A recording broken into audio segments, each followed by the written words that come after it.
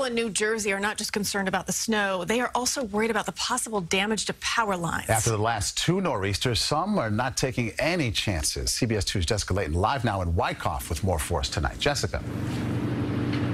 Christina, Maurice, this is an area that, as you know, really got slammed in that March 7th nor'easter. People were without power for days. They got nearly 2 feet of snow here. And as we see a few folks out and about right now running some last-minute errands and the streets get slick, a lot of people are saying, here we go again.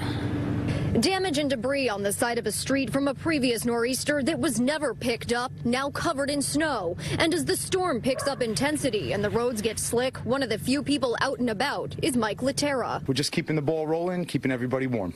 The electrician can barely keep up with the house calls as customers anticipate major outages again. The last storm really shook people up, especially with all the branches that came down, took power off people's houses. And people are looking for an alternative to sitting in the dark. One of those people is Jody Smilovic. Her family lost power to their Victory Way home for 2 days during the last storm when trees fell in her yard. So I did feel trapped, and I was going out of my mind because I couldn't get out of the drive. I couldn't get out of the house. We had no electricity. Our food was going bad, and my son and I were stuck here in the dark. So getting Mike here to install a generator hookup at the last minute was a victory in itself. I think it definitely put a sense of urgency for people to get their own generators and get them up and running if they didn't have them.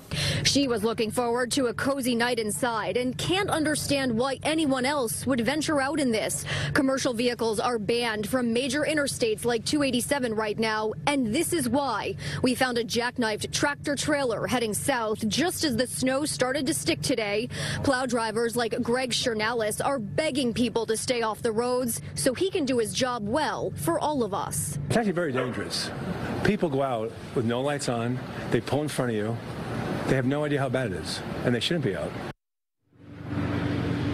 And a reminder, if you do have a generator at home, you never, ever want to run it in an enclosed space. Now, I mentioned earlier, we're not seeing a lot of people outside, but I did just make some new friends over here, the Wagner family. Come on out. And Dad, we'll have you tell us what you're doing out on the roads this afternoon. Well, the kids wanted to go out and a sleigh ride. Okay. So the only place to go is at Sycamac right over here on the corner. How are the roads right now?